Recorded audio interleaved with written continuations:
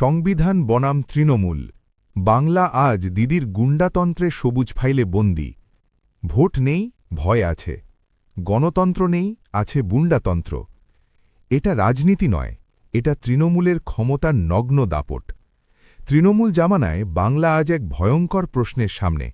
এখানে কি এখনও সংবিধান চলে, নাকি শাসন চলে শাসক দলের লাঠিতে?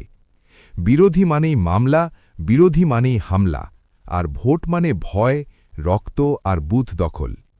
গণতন্ত্র আজ বাংলায় পলাতক, আর সাধারণ মানুষ লাঞ্ছিত, বঞ্চিত, ঘরছাড়া। চাকরি নেই, নিরাপত্তা নেই, মত প্রকাশে স্বাধীনতা নেই। আছে শুধু একটাই জিনিস, শাসক দলের অদৃশ্য সংবিধান, যেখানে আইন লেখা হয় রাস্তায় আর রায় ঘোষণা হয় গুন্ডাদের হাতে।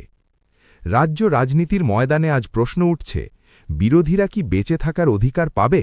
ভোটার কি নির্বিঘ্নে ভোট দিতে পারবে, নাকি বাংলা ধীরে ধীরে ঢুকে পড়ছে একদলীয় আতঙ্কের অন্ধকারে?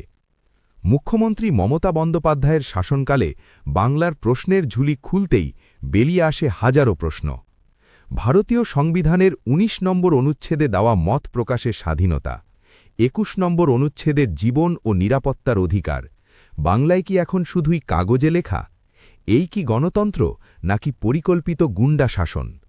আপনার গুরুত্বপূর্ণ মতামত কমেন্টে লিখুন, আর লাইক সাবস্ক্রাইব করে দেখতে থাকুন এমএ বাংলা।